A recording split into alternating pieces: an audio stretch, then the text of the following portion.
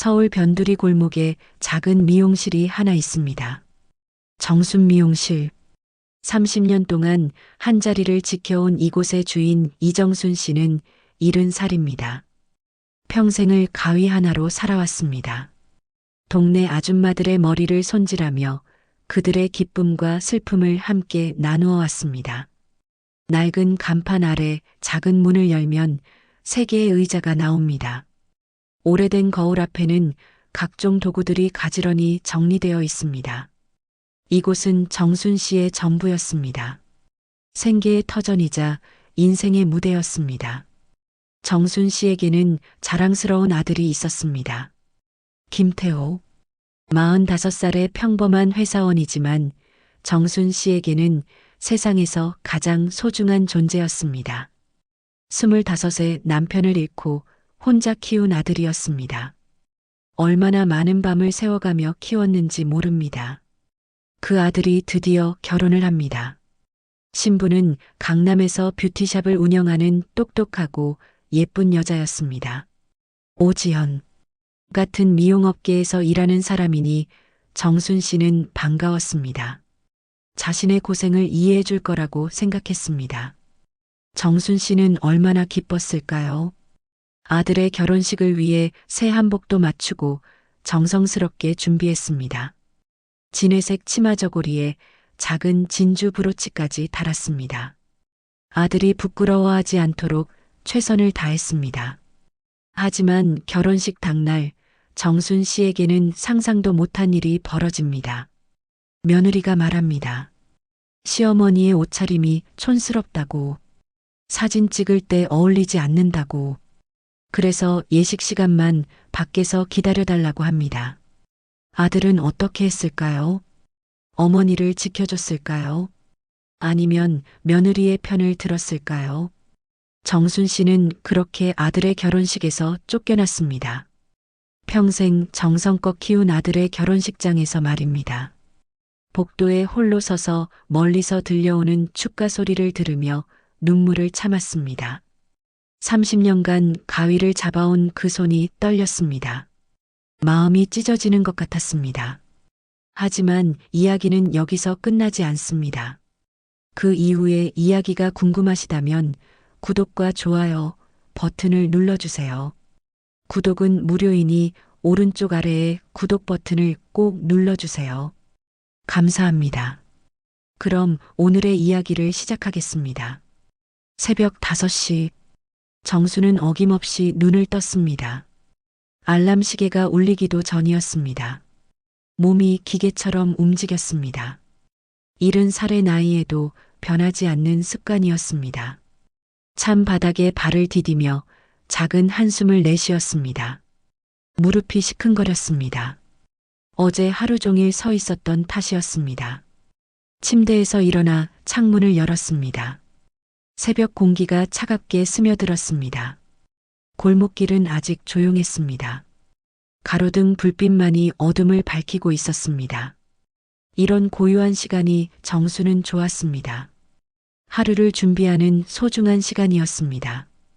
씻고 나와 거울을 바라봤습니다. 주름진 얼굴이 보였습니다. 언제 이렇게 늙었나 싶었습니다. 눈가에 주름이 깊어졌고 입가에도 선이 생겼습니다. 하지만 눈만큼은 여전히 또렷했습니다. 30년을 미용실을 지켜온 장인의 눈이었습니다. 간단히 아침을 먹었습니다. 김치찌개 한 그릇에 밥 한 공기였습니다. 혼자 사는 집에서는 음식을 많이 해도 남았습니다. 예전에는 아들과 함께 먹었지만 이제는 혼자였습니다. 가끔 쓸쓸했지만 익숙해졌습니다. 집에서 미용실까지는 걸어서 5분 거리였습니다. 골목길을 걸으며 이런저런 생각에 잠겼습니다. 오늘도 몇 명의 손님이 올까? 김 사모는 파마를 하러 올 예정이고 박 아줌마는 염색을 한다고 했습니다. 최 할머니는 컷만 하기로 했습니다. 골목을 돌아서니 자신의 미용실이 보였습니다. 정순 미용실이라는 낡은 간판이 30년 세월을 말해주고 있었습니다. 페인트가 벗겨지고 색이 바랬지만 정순에게는 소중한 간판이었습니다. 이 간판 아래서 얼마나 많은 일들이 있었는지 모릅니다.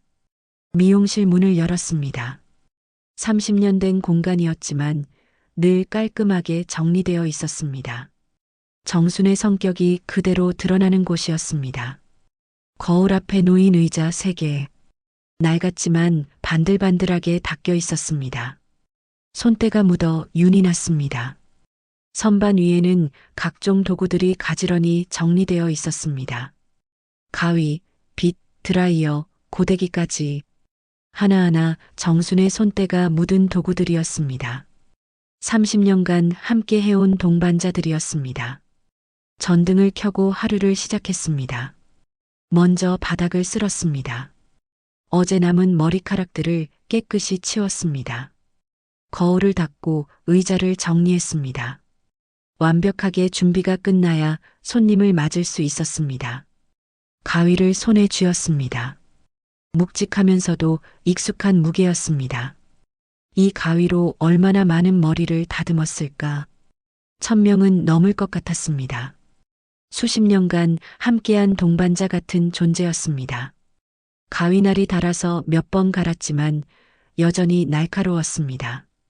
가위를 닦으며 오늘 하루를 준비했습니다. 손목을 돌려 스트레칭을 했습니다.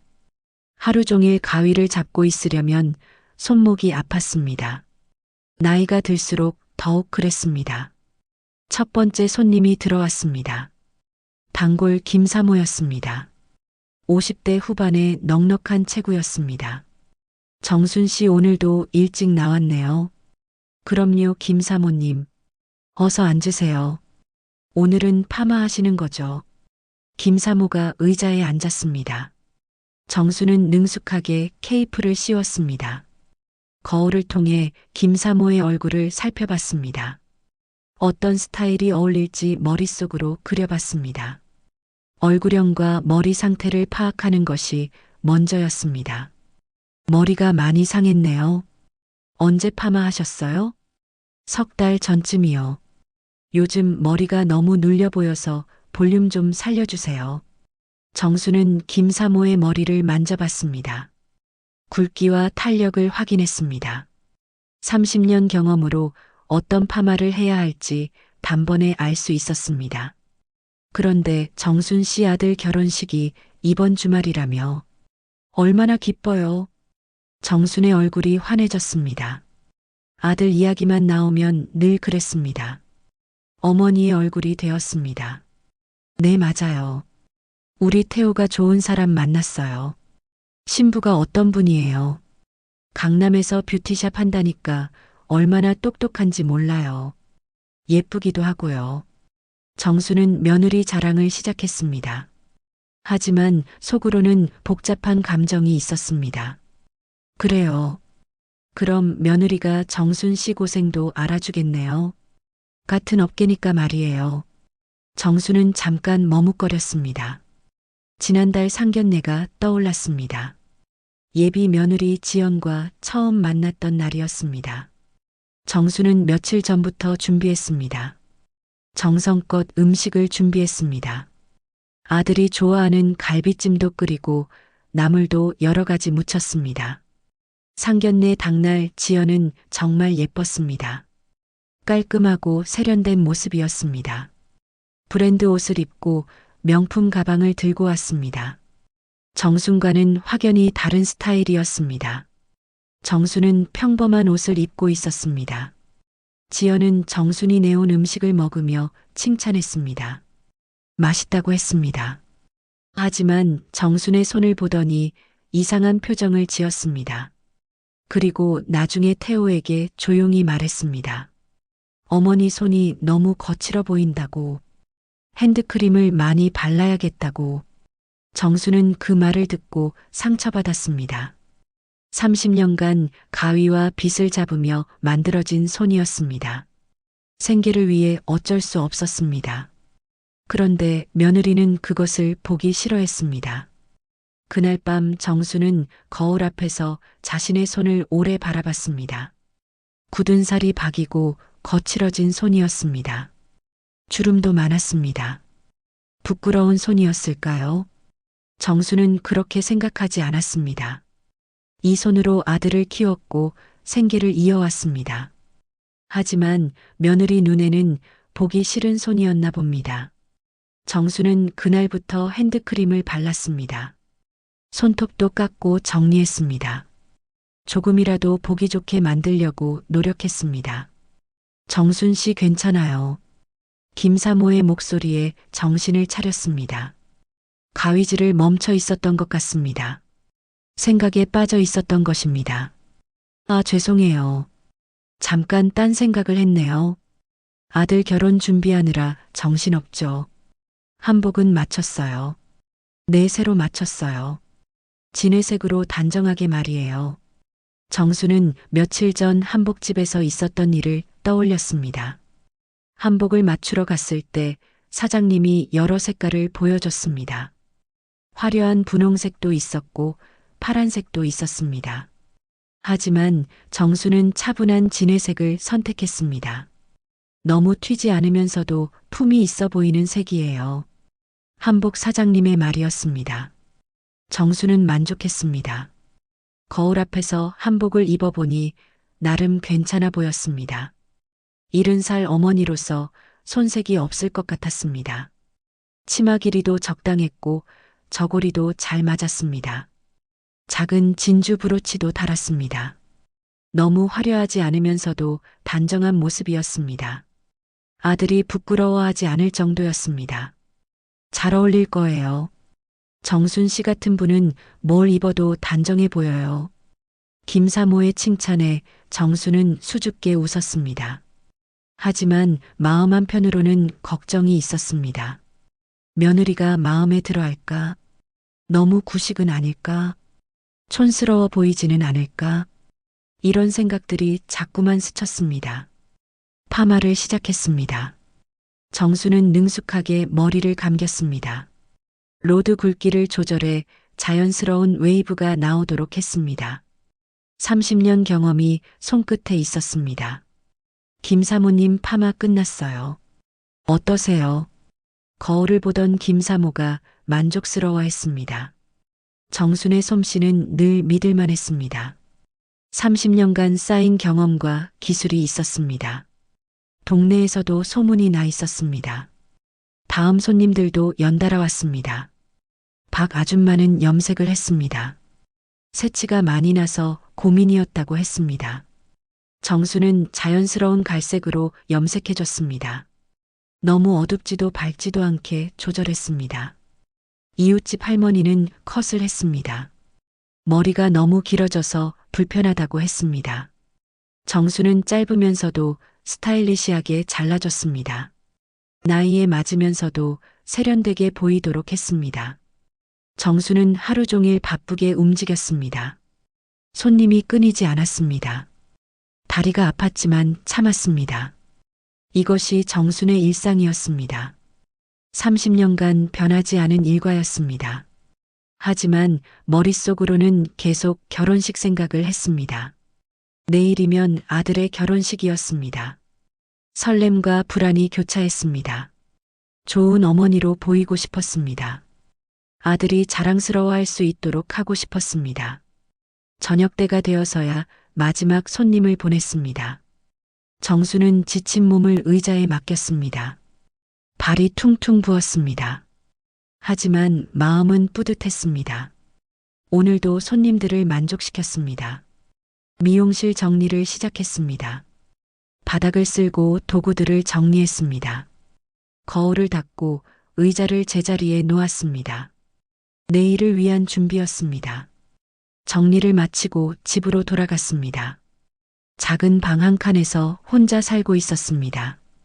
아들은 결혼을 앞두고 신부와 함께 새 집을 마련했습니다. 정수는 외롭지 않다고 스스로에게 말했습니다. 하지만 가끔은 적막한 집이 쓸쓸하게 느껴졌습니다. 저녁을 간단히 먹고 옷장에서 새 한복을 꺼냈습니다. 다시 한번 입어봤습니다. 거울 속의 자신을 바라봤습니다. 70살의 어머니였지만 나름대로 단정해 보였습니다. 아들이 부끄러워하지 않을 정도는 될 것 같았습니다. 한복 치마를 정리하고 저고리 모양을 다듬었습니다. 작은 진주 브로치도 다시 한번 확인했습니다. 구두도 닦아뒀습니다. 완벽한 준비였습니다. 내일이면 결혼식이었습니다. 정수는 설렘과 걱정을 동시에 느꼈습니다. 아들이 행복해하는 모습을 보고 싶었습니다. 좋은 어머니로 기억되고 싶었습니다. 그것이 정순의 소박한 바람이었습니다. 침대에 누워서도 잠이 오지 않았습니다. 내일의 일들을 상상해 봤습니다. 결혼식장에서 아들을 보는 순간, 며느리와 인사를 나누는 순간, 사진을 찍는 순간들, 모든 것이 완벽하기를 바랐습니다. 결혼식 당일 아침, 정수는 평소보다 일찍 일어났습니다. 잠을 제대로 이루지 못했습니다. 설레는 마음과 긴장감 때문이었습니다. 새벽 4시부터 잠이 깨어 뒤척였습니다. 이런 날이 올 줄 알았지만 막상 당하니 실감이 나지 않았습니다. 일어나서 창문을 열었습니다. 날씨가 좋았습니다. 맑은 가을 하늘이 펼쳐져 있었습니다. 결혼식 날씨로는 완벽했습니다. 정수는 하늘을 보며 감사했습니다. 거울 앞에 앉아 정성스럽게 화장을 했습니다. 평소에는 하지 않던 것들이었습니다. 파운데이션을 발라 잡티를 가렸습니다. 아이섀도도 살짝 발랐습니다. 립스틱도 자연스러운 색으로 발랐습니다. 70살에 맞는 화장이었습니다. 머리도 정성스럽게 했습니다. 어제 미용실에서 세팅한 머리를 다시 한번 정리했습니다. 스프레이로 고정하고 빗으로 모양을 잡았습니다. 단정하면서도 우아해 보이도록 했습니다. 한복을 입었습니다. 진회색 치마 저고리가 몸에 잘 맞았습니다. 작은 진주 브로치를 달고 구두도 신었습니다. 거울 속 모습을 여러 번 확인했습니다. 괜찮아 보였습니다. 아들 어머니로서 손색이 없을 것 같았습니다. 가방에는 축의금과 손수건을 넣었습니다. 휴대폰도 챙겼습니다. 모든 준비가 끝났습니다. 시계를 보니 아직 시간이 남았습니다. 너무 일찍 준비가 끝난 것 같았습니다. 아침을 먹으려고 했지만 입맛이 없었습니다. 긴장 때문인 것 같았습니다. 죽을 한 그릇만 먹었습니다. 속이 편하지 않았습니다. 택시를 타고 결혼식장으로 향했습니다. 강남의 유명한 웨딩홀이었습니다. 정수는 처음 가보는 곳이었습니다. 택시 안에서도 계속 긴장했습니다. 손이 떨렸습니다. 웨딩홀 앞에 도착했습니다. 건물이 웅장하고 화려했습니다. 유리창으로 된 외벽이 햇빛에 반짝였습니다. 입구에는 화환들이 줄지어 놓여 있었습니다. 정수는 처음 보는 규모에 압도되었습니다. 웨딩홀에 들어서니 사람들로 붐볐습니다. 로비가 넓었습니다. 천장이 높고 샹들리에가 걸려 있었습니다. 모두들 화려하게 차려입었습니다. 여자들은 예쁜 드레스를 입었고 남자들은 정장을 입었습니다. 정수는 자신의 옷차림을 다시 한번 살펴봤습니다. 다른 사람들에 비해 수수해 보였습니다. 한복을 입은 사람은 자신뿐이었습니다. 조금 어색한 기분이었습니다. 너무 튀는 것은 아닌지 걱정되었습니다. 안내 데스크에서 식장을 확인했습니다. 3층 루비홀이었습니다. 엘리베이터를 타고 올라갔습니다. 엘리베이터 안에서 다른 사람들과 마주쳤습니다. 모두들 세련된 모습이었습니다. 3층에 도착해 루비홀을 찾았습니다. 입구에는 신랑 신부 사진이 크게 걸려 있었습니다. 아들과 며느리의 웨딩 사진이었습니다. 정수는 뿌듯했습니다. 아들이 정말 멋져 보였습니다. 신랑 대기실을 찾아갔습니다. 복도를 따라 걸으며 주변을 둘러봤습니다. 모든 것이 화려하고 고급스러웠습니다. 정순이 상상했던 것보다 훨씬 규모가 컸습니다. 대기실 문을 열고 들어갔습니다. 아들 태호가 턱시도를 입고 앉아 있었습니다. 정말 멋있어 보였습니다. 평소와는 완전히 다른 모습이었습니다. 정순의 마음이 뭉클했습니다. 태호야, 잘 어울린다. 엄마 왔어요. 엄마도 예뻐요. 태호가 일어서며 정순을 안아줬습니다. 정순은 행복했습니다. 이런 순간을 위해 살아왔다는 생각이 들었습니다. 30년간의 고생이 보상받는 느낌이었습니다. 긴장 안 해. 조금 떨려요. 그래도 좋아요. 태호의 얼굴에는 행복이 가득했습니다. 정수는 더욱 뿌듯했습니다. 아들이 행복해하니 모든 것이 만족스러웠습니다. 하객들이 하나둘 도착하기 시작했습니다. 정수는 신랑 어머니석에 자리를 잡았습니다. 맨 앞줄 중앙이었습니다. 주변을 둘러보니 모두들 세련되게 차려입었습니다. 여자들은 화려한 드레스를 입었고 액세서리도 반짝였습니다. 정순만 한복을 입었습니다. 조금 어색한 기분이었습니다. 하지만 나름대로 단정해 보인다고 생각했습니다. 아들 어머니로서는 적절한 차림이라고 여겼습니다. 신부 어머님이세요? 옆자리에 앉은 하객이 물었습니다. 30대로 보이는 여성이었습니다. 예쁜 드레스를 입고 있었습니다. 아니요, 신랑 어머님입니다. 아, 그러시군요. 하객은 어색하게 웃으며 고개를 돌렸습니다. 정수는 그 반응이 이상했습니다. 뭔가 어색한 분위기를 느꼈습니다. 왜 그런 표정을 짓는지 이해할 수 없었습니다. 더 많은 하객들이 들어왔습니다. 대부분 젊은 사람들이었습니다. 신부 쪽 하객들인 것 같았습니다. 모두들 트렌디한 옷을 입고 있었습니다. 정순과는 확연히 다른 스타일이었습니다. 그때 신부 대기실 쪽에서 사람들이 나왔습니다. 지연이 웨딩드레스를 입고 나타났습니다. 정말 아름다웠습니다. 하얀 드레스가 빛났습니다. 면사포를 쓴 모습이 천사 같았습니다. 화려하고 세련된 모습이었습니다. 주변 사람들이 감탄사를 연발했습니다. 사진을 찍는 사람들도 많았습니다. 정순도 며느리가 예쁘다고 생각했습니다. 지연 옆에는 친구들이 따라다녔습니다. 모두들 화려한 드레스를 입었습니다. 명품 가방을 들고 있었습니다. 메이크업도 완벽했습니다. 정순과는 확연히 다른 스타일이었습니다. 완전히 다른 세계의 사람들 같았습니다. 정수는 점점 위축되어 갔습니다. 자신만 다른 것 같았습니다. 한복이 너무 구식으로 보이는 것은 아닌지 걱정되었습니다. 지연이 정순 쪽으로 다가왔습니다. 얼굴에는 미소를 짓고 있었지만 눈빛이 차가웠습니다. 뭔가 불편한 기색이 보였습니다. 어머님, 여기 계셨군요. 그럼 지연아, 드레스 정말 예쁘다. 감사해요, 어머님. 지연은 정순의 옷차림을 위아래로 훑어봤습니다. 표정이 미묘하게 변했습니다. 뭔가 마음에 들지 않는다는 듯한 표정이었습니다. 그런데 잠깐 밖으로 나가서 이야기 좀 할까요? 지연이 정순의 팔을 이끌었습니다. 복도로 나갔습니다. 지연의 친구들도 따라왔습니다. 정수는 불안한 마음이 들었습니다. 왜 갑자기 밖으로 나가자고 하는지 이해할 수 없었습니다.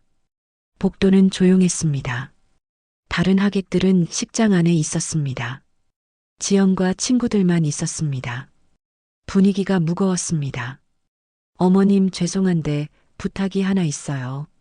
지연의 목소리가 차가워졌습니다. 미소는 사라졌습니다. 무슨 부탁이니? 예식 시간 동안만 밖에서 기다려 주실 수 있을까요? 정수는 귀를 의심했습니다. 무슨 말인지 이해할 수 없었습니다. 예식 시간에 밖에서 기다리라니. 그럼 자신은 아들의 결혼식을 못 보는 건가요? 방금 뭐라고 했니? 어머님, 한복이 너무 구식이에요. 지연의 말은 칼날 같았습니다. 정순의 가슴이 찢어지는 느낌이었습니다. 요즘은 이런 스타일 안 입어요. 너무 옛날 것 같아서요. 지연의 친구들도 고개를 끄덕였습니다. 동조하는 모습이었습니다. 사진 찍을 때 좀 어색할 것 같아서요. 정수는 충격을 받았습니다. 자신이 정성껏 준비한 한복을 구식이라고 하는 것이었습니다. 지연아, 이게 무슨 소리냐? 어머님, 이번만 이해해 주세요. 지연의 목소리에는 간절함이 있었습니다. 하지만 정순에게는 모독으로 들렸습니다. 제 친구들이 다 왔는데 너무 촌스러워요. 그 말이 정순을 더욱 상처받게 했습니다. 자신이 시골 사람 취급을 받고 있는 것이었습니다. 주변 하객들이 수군거리기 시작했습니다. 복도를 지나가던 사람들이 쳐다봤습니다. 정수는 온몸이 떨렸습니다. 분노와 수치심이 동시에 밀려왔습니다. 그럼 나는 어떻게 해야 하는 거니? 피로연 때 들어오시면 돼요. 예식만 피해주세요. 정순의 세상이 무너져 내렸습니다. 평생 정성껏 키운 아들의 결혼식에서 이런 말을 듣게 될 줄은 꿈에도 몰랐습니다. 30년간 고생해서 키운 아들인데 그 결혼식을 볼 수도 없다는 것이었습니다. 눈물이 날 것 같았습니다. 하지만 참았습니다. 많은 사람들이 보고 있었습니다. 창피를 당하고 있는 상황에서 울 수는 없었습니다. 그때 태호가 나타났습니다. 정수는 마지막 희망을 걸었습니다. 아들이 자신을 지켜줄 것이라고 생각했습니다. 어머니 편을 들어줄 것이라고 믿었습니다. 태호야, 이게 무슨 일이냐? 정순의 목소리가 떨렸습니다. 아들에게 매달리는 심정이었습니다. 어머니. 태호는 어색한 표정을 지었습니다. 시선을 피했습니다. 지연이가 말하는 대로 하세요. 오늘 하루만 참아주세요. 태호의 말은 정순에게 마지막 일격이었습니다. 자신이 키운 아들이 며느리 편을 들고 있었습니다. 어머니보다 신부를 선택한 것이었습니다. 태호야, 너까지 그러면 어떡하니? 엄마 이해해주세요. 지연이도 신경 쓸 게 많아서요. 신경 쓸 게 많다고요. 그럼 어머니는 신경 쓸 필요가 없다는 말인가요? 정수는 더 이상 말할 수 없었습니다. 결혼식은 한 번뿐이에요, 엄마. 그래, 한 번뿐이지. 정순의 목소리는 쓸쓸했습니다. 한 번뿐인 결혼식에서 어머니를 내쫓는 아들이었습니다. 목이 메었습니다. 눈물이 날 것 같았지만 참았습니다. 사람들이 보고 있었습니다. 더 이상 창피를 당할 수는 없었습니다. 알겠다, 알겠어. 정수는 고개를 숙였습니다. 자존심이 산산조각 났습니다. 하지만 더 이상 버틸 수 없었습니다. 이미 충분히 상처받았습니다. 엄마. 태호가 뭔가 말하려고 했지만 정수는 손을 들었습니다. 더 이상 듣고 싶지 않았습니다. 웨딩홀 복도에 홀로 남겨졌습니다. 태호와 지연은 다시 들어갔습니다. 안에서는 결혼 행진곡이 흘러나왔습니다.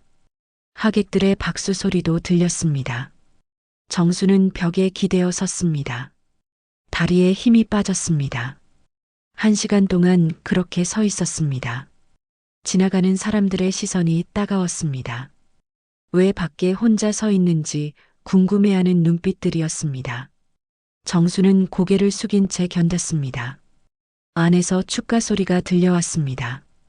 아들의 목소리도 들렸습니다. 행복해 보이는 목소리였습니다. 정수는 복잡한 심정이었습니다. 아들이 행복하다니 다행이었지만 자신은 너무 초라했습니다.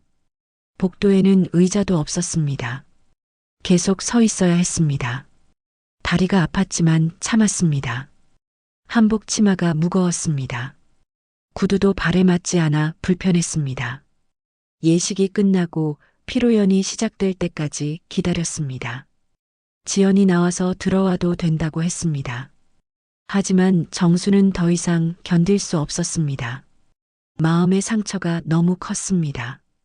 그리고 웨딩홀을 떠났습니다.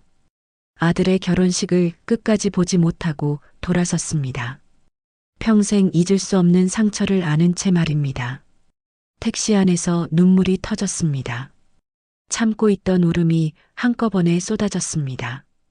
운전기사가 걱정스럽게 물었지만 대답할 수 없었습니다.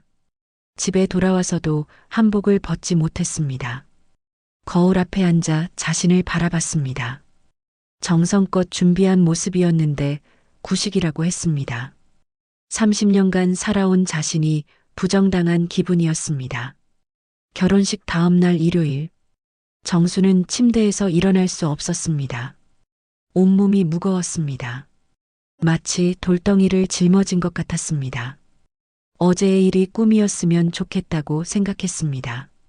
하지만 현실이었습니다. 너무나 생생한 현실이었습니다.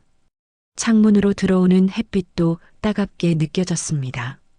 세상이 달라 보였습니다. 어제까지는 평범한 일상이었는데 오늘은 모든 것이 무의미해 보였습니다. 30년간 살아온 방식이 잘못된 것일까요? 한복은 옷장에 그대로 걸어뒀습니다. 벗을 수도 없었습니다. 보기만 해도 어제의 기억이 되살아났습니다. 구식이라는 말이 계속 맴돌았습니다. 시골 느낌이라는 말도 잊을 수 없었습니다. 월요일 아침이 되어서야 겨우 몸을 일으켰습니다. 거울 속 자신의 모습이 초라해 보였습니다. 눈이 퀭하게 들어가 있었습니다. 잠을 제대로 자지 못한 탓이었습니다. 얼굴도 창백했습니다. 미용실에 가야 했습니다. 손님들이 기다리고 있을 것입니다. 하지만 발걸음이 무거웠습니다. 사람들을 마주치기 싫었습니다. 결혼식 이야기를 물어볼까봐 두려웠습니다. 평소보다 늦게 미용실을 열었습니다. 30년간 이런 적이 없었습니다. 항상 정시에 문을 열었는데 오늘은 달랐습니다. 마음의 준비가 되지 않았습니다. 미용실로 향하는 골목길이 유독 길게 느껴졌습니다. 동네 사람들을 마주치는 것도 싫었습니다. 결혼식은 잘 됐냐고 물어볼까봐 걱정되었습니다. 뭐라고 대답해야 할지 모르겠습니다. 미용실 문을 열고 들어갔습니다.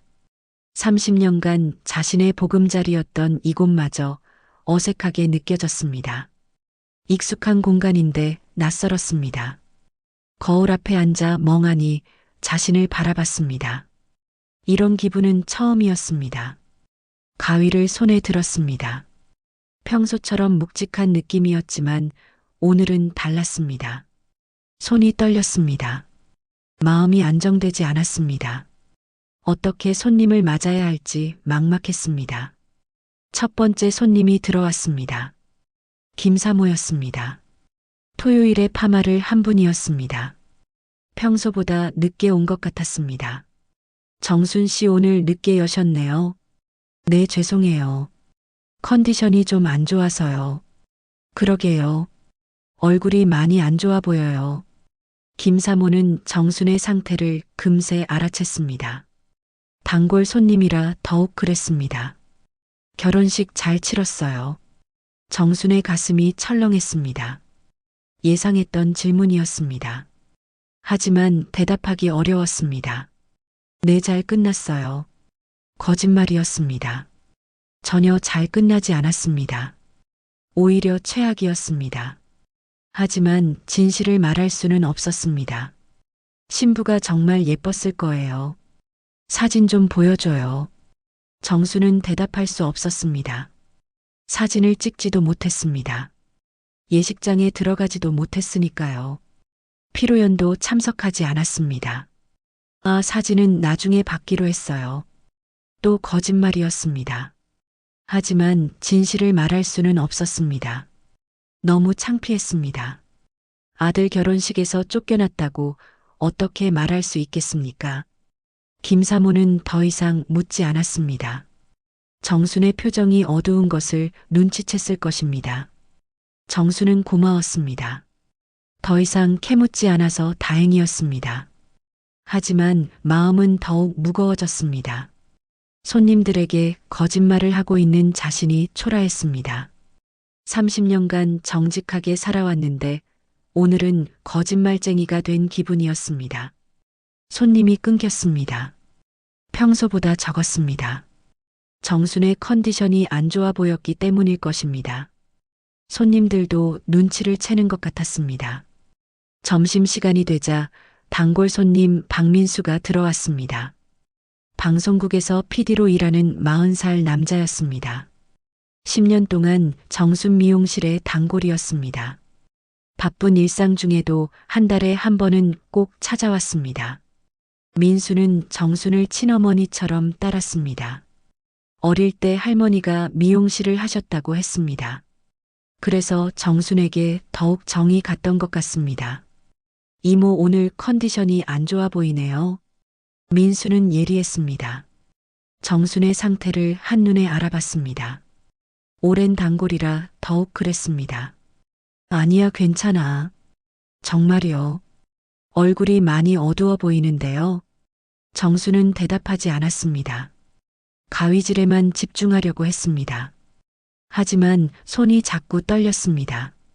평소와는 달랐습니다. 혹시 무슨 일 있으세요? 민수의 목소리에는 걱정이 묻어 있었습니다. 정순을 진심으로 아끼는 마음이 느껴졌습니다. 이모, 아드님 결혼식이 지난 주말이었죠? 잘 치렀어요. 그 말에 정순의 눈에 눈물이 글썽였습니다. 참고 있던 감정이 터져 나올 것 같았습니다. 더 이상 참기 어려웠습니다. 민수야. 정순의 목소리가 떨렸습니다. 울음이 섞여 있었습니다. 네 이모. 내가 아들 결혼식에서 쫓겨났어. 정순의 목소리는 가늘었습니다. 처음으로 누군가에게 털어놓는 말이었습니다. 말하면서도 믿기지 않았습니다. 민수는 깜짝 놀랐습니다. 가위질하던 손을 멈췄습니다. 귀를 의심하는 표정이었습니다. 네, 뭐라고요? 며느리가 내 옷차림이 촌스럽다고 했어. 정순의 목소리가 점점 작아졌습니다. 말하는 것조차 부끄러웠습니다. 예식 시간 동안 밖에 나가 있으라고 하더라. 정말 그렇게 얘기를 했다고요? 민수는 믿을 수 없다는 표정이었습니다. 하지만 정순의 표정을 보니 거짓말이 아님을 알았습니다. 아드님은 뭐라고 했어요? 태호도 며느리 편을 들었어. 하루만 참으라고. 정순이 흐느끼기 시작했습니다. 참고 있던 울음이 터졌습니다. 30년간 쌓인 서러움이 한꺼번에 쏟아졌습니다. 30년을 이 가위로 살아왔는데 내 아들이 나를 창피하다고 하더라. 정순의 목소리는 절규에 가까웠습니다. 얼마나 상처받았는지 알 수 있었습니다. 이모. 민수가 정순의 어깨를 토닥였습니다. 마음이 아팠습니다. 평소 자상하고 따뜻했던 정순 이모가 이런 일을 당했다니 믿기지 않았습니다. 내가 뭘 잘못했나 싶어. 정성껏 키웠는데. 이모 잘못한 거 없어요. 그럼 왜 나를 부끄러워할까? 정수는 계속 울었습니다. 억울함과 서러움이 복받쳐 올랐습니다. 그때 다른 단골 손님들도 들어왔습니다. 박 아줌마와 최 할머니였습니다.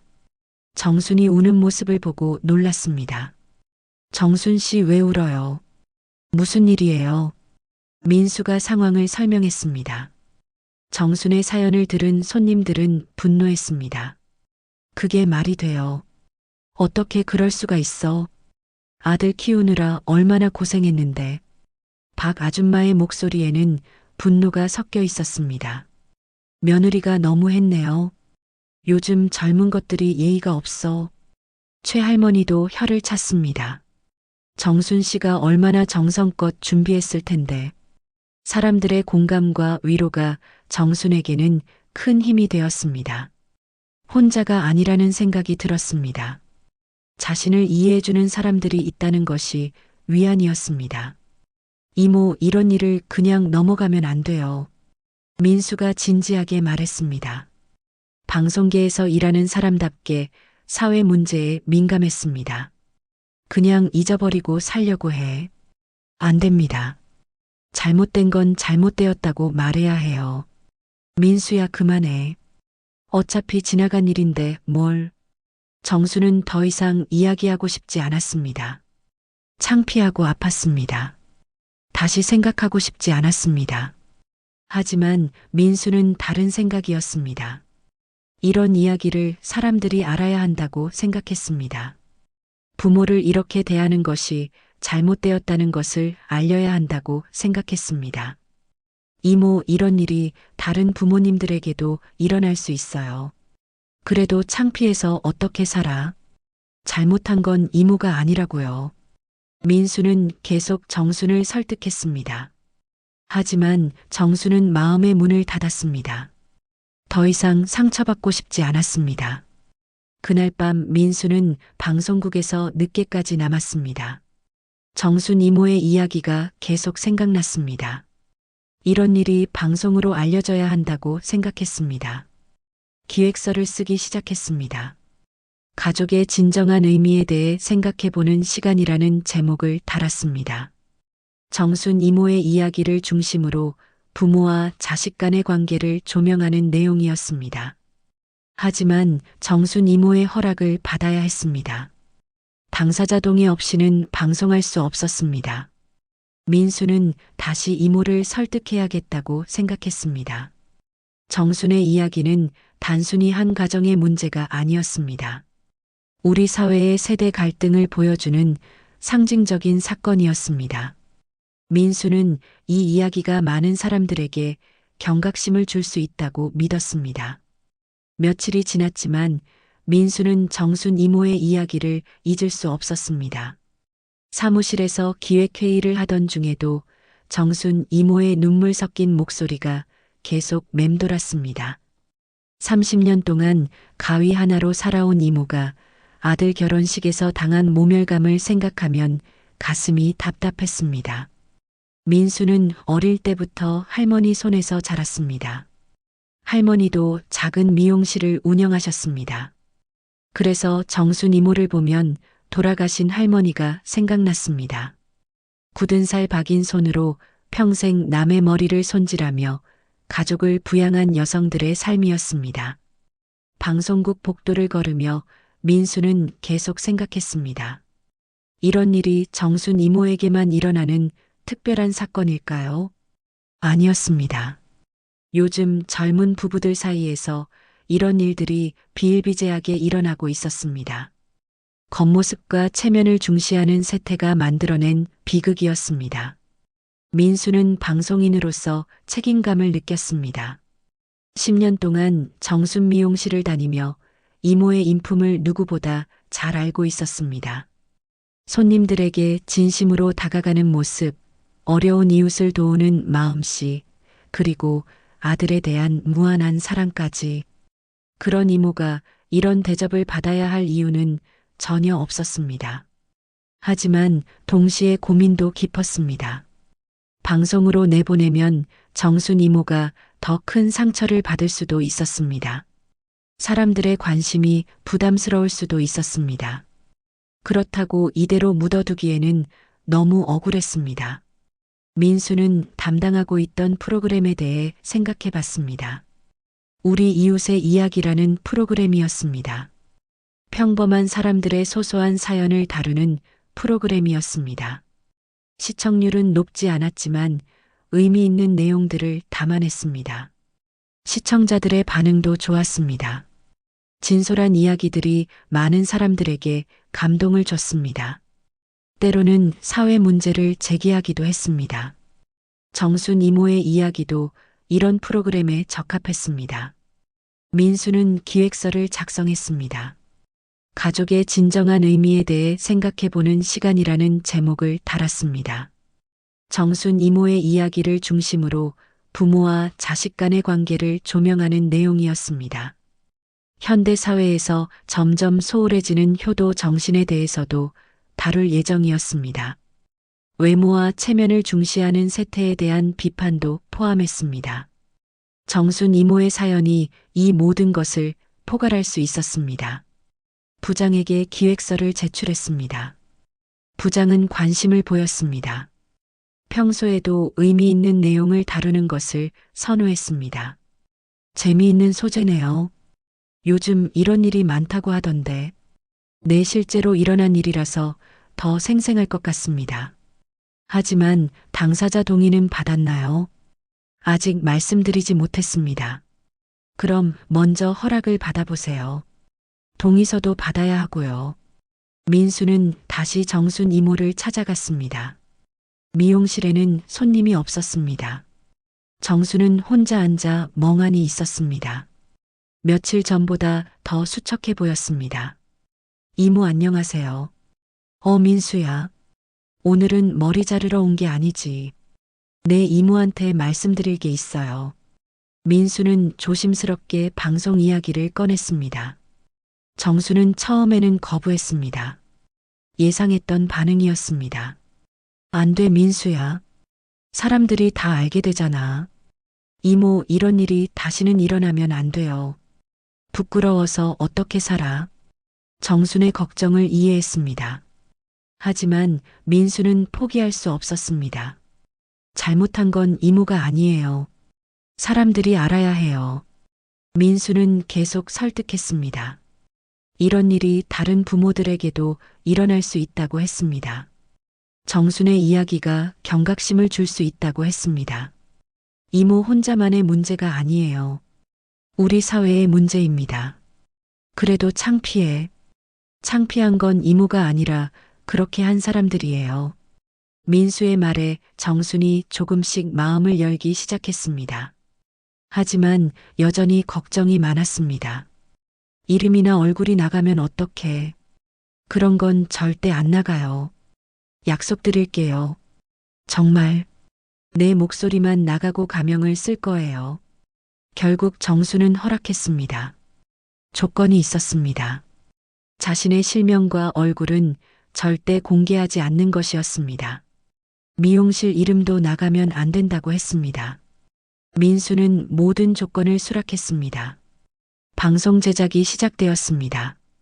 민수는 정순과의 인터뷰를 진행했습니다. 카메라 없이 음성만 녹음했습니다. 정수는 떨리는 목소리로 자신의 이야기를 했습니다. 30년 동안 미용실을 하면서 정말 열심히 살았어요.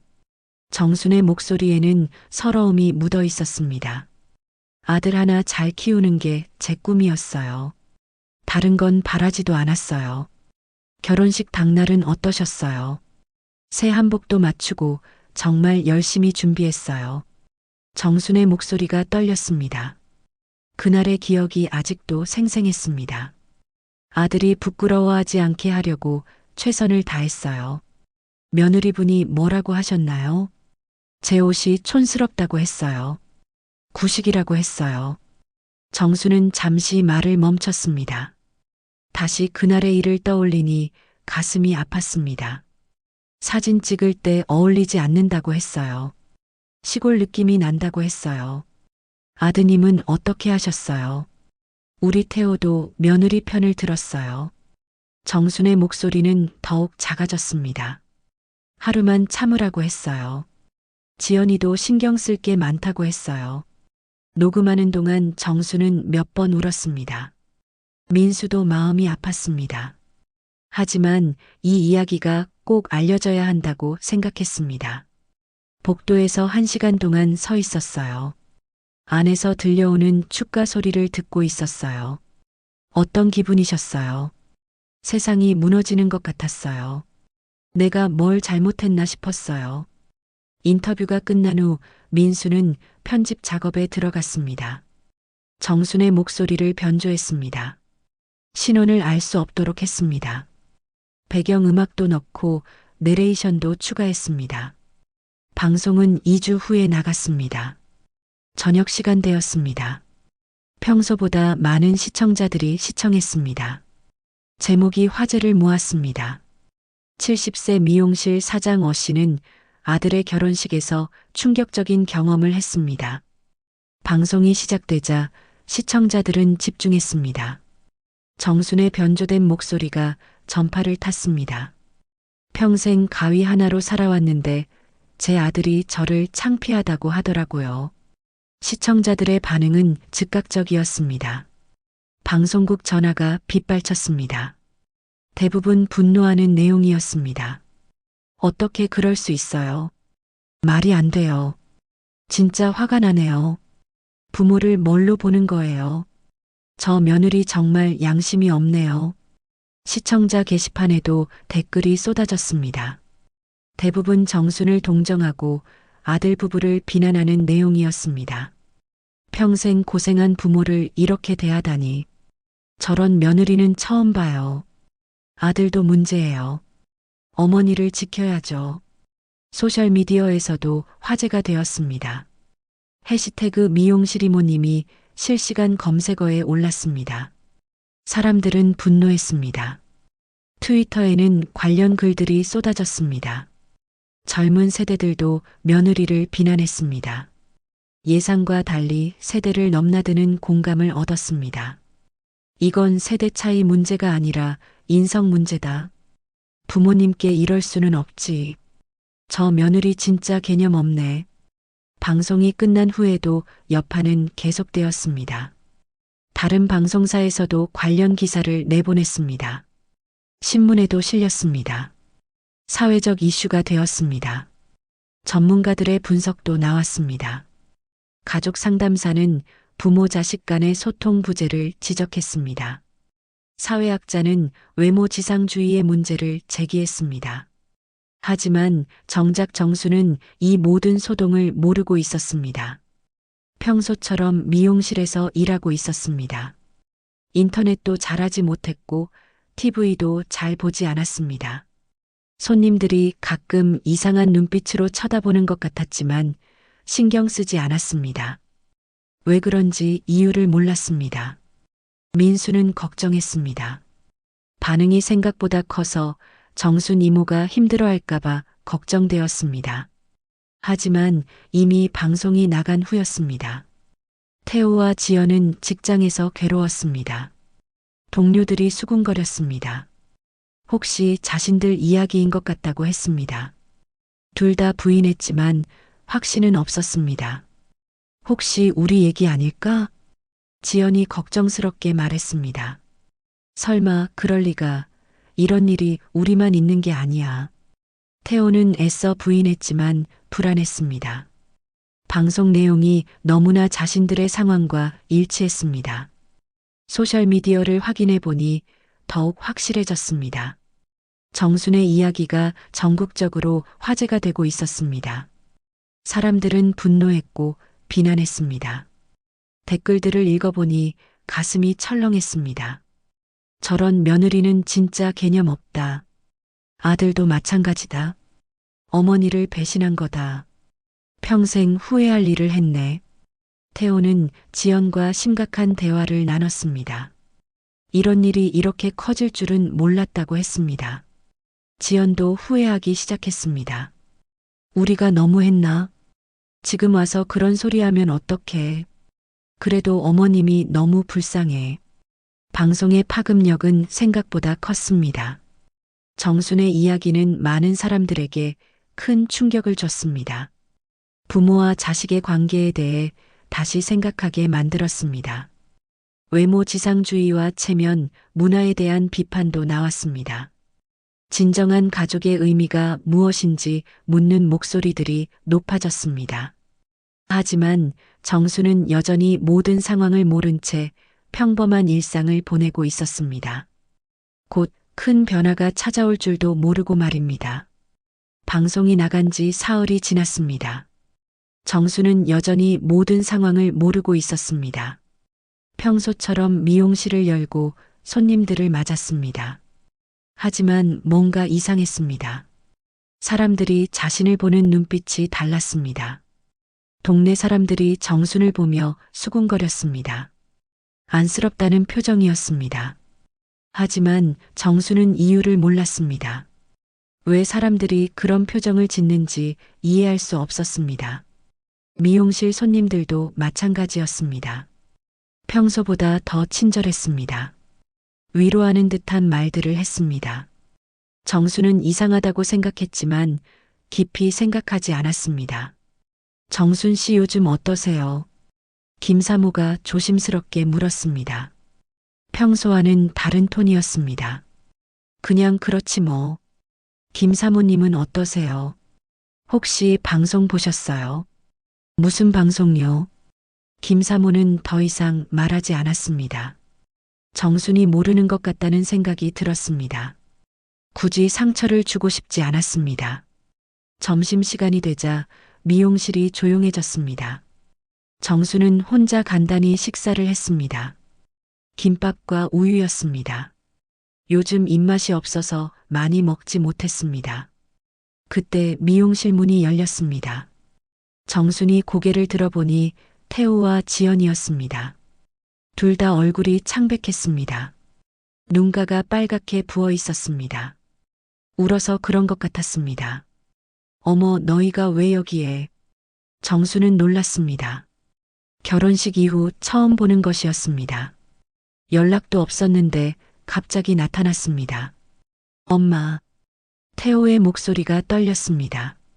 평소와는 다른 모습이었습니다. 지연은 고개를 숙이고 있었습니다. 입술을 깨물고 있었습니다. 무슨 일이야 너희가? 직장은 어떻게 했어? 엄마 우리 이야기가 방송에 나왔어요. 정수는 무슨 말인지 이해하지 못했습니다. 방송에 자신들 이야기가 나왔다니 무슨 뜻일까요? 방송? 민수 형이 엄마 이야기를 방송에 냈어요. 태호의 말에 정수는 충격을 받았습니다. 민수가 자신의 이야기를 방송으로 만들었다는 것을 이제야 알았습니다. 허락을 해줬던 것이 기억났습니다. 지금 사람들이 우리 얘기를 하고 있어요. 정수는 실감이 나지 않았습니다. 자신의 이야기가 전국에 방송되었다니 믿기지 않았습니다. 엄마, 인터넷에도 올라가고 신문에도 났어요. 태호가 스마트폰을 꺼내 보여줬습니다. 소셜미디어에는 자신들을 비난하는 글들로 가득했습니다. 정수는 놀랐습니다. 이렇게 많은 사람들이 자신의 이야기를 알고 있다니 충격적이었습니다. 사람들이 다 우리를 비난하고 있어요. 태호의 목소리에는 절망이 묻어 있었습니다. 회사에서도 눈치를 보며 지내고 있었습니다. 그때 지연이 무릎을 꿇고 앉았습니다. 갑작스러운 행동이었습니다. 정수는 깜짝 놀랐습니다. 어머님 정말 죄송합니다. 지연의 목소리가 떨렸습니다. 눈물이 흘러내렸습니다. 진심으로 후회하는 모습이었습니다. 지연아 일어나라. 어머님 제가 정말 잘못했어요. 지연은 계속 고개를 숙이고 있었습니다. 몸이 떨리고 있었습니다.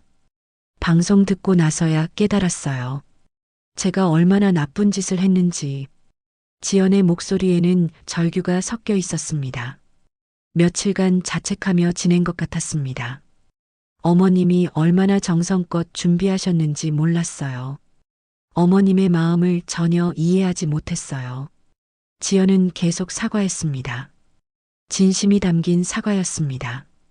태호도 어머니 앞에 무릎을 꿇었습니다. 두 사람이 모두 바닥에 앉아 있었습니다. 엄마 나도 정말 미안해요. 태호의 목소리도 울음 섞인 소리였습니다. 그때 엄마를 지켜드렸어야 했는데 내가 정말 나쁜 아들이에요. 태호가 울기 시작했습니다. 정수는 복잡한 심정이었습니다. 아들이 우는 모습을 보니 마음이 아팠습니다. 하지만 동시에 화도 났습니다.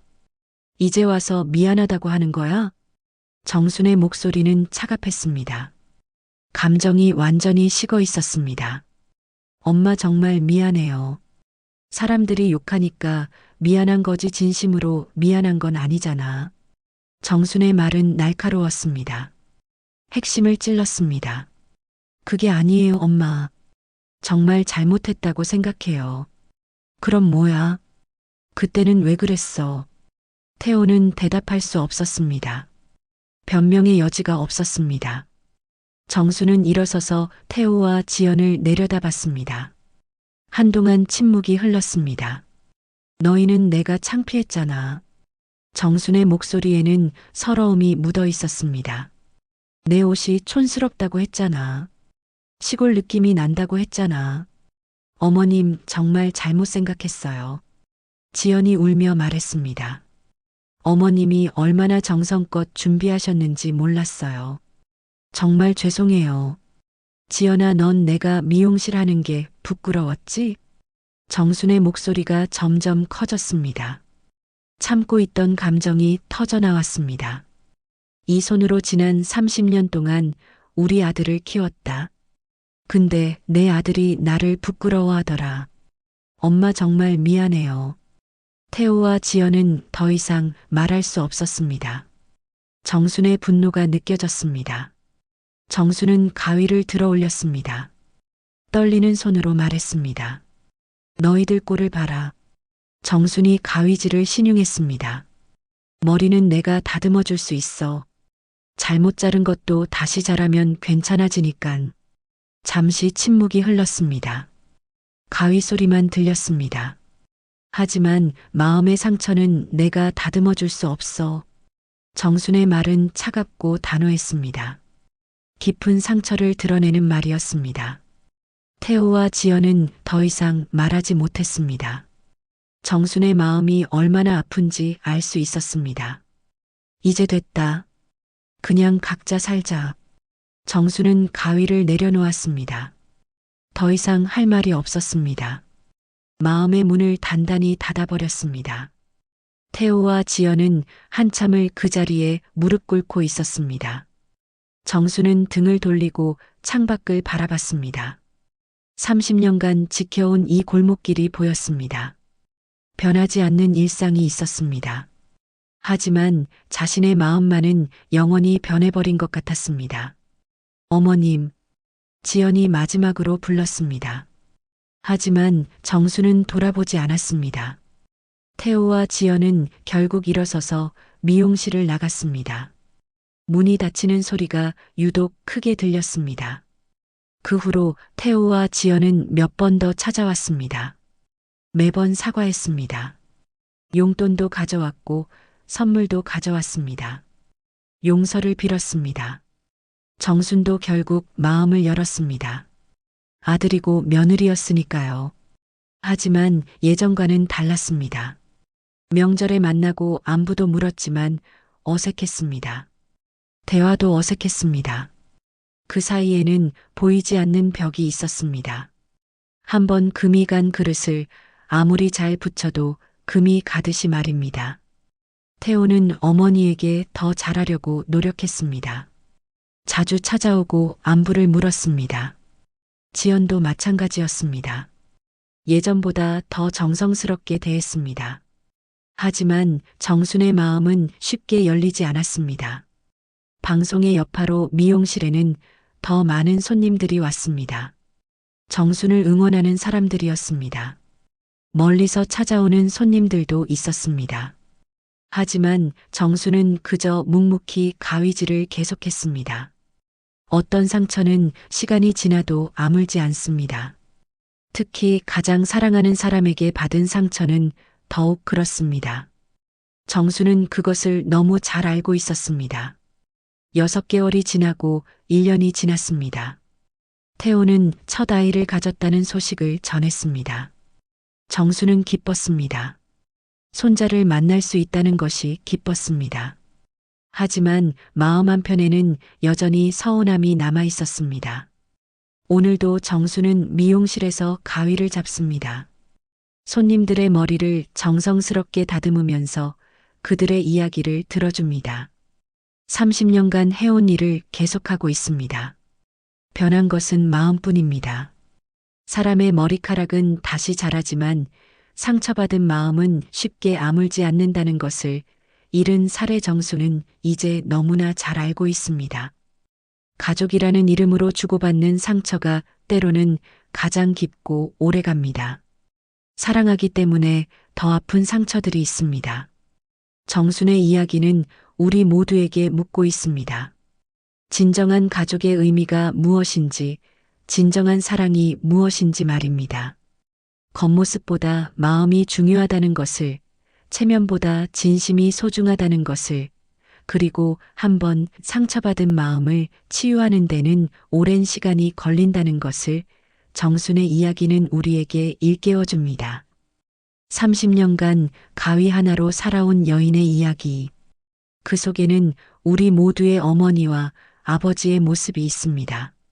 그리고 우리 자신의 모습도 있습니다.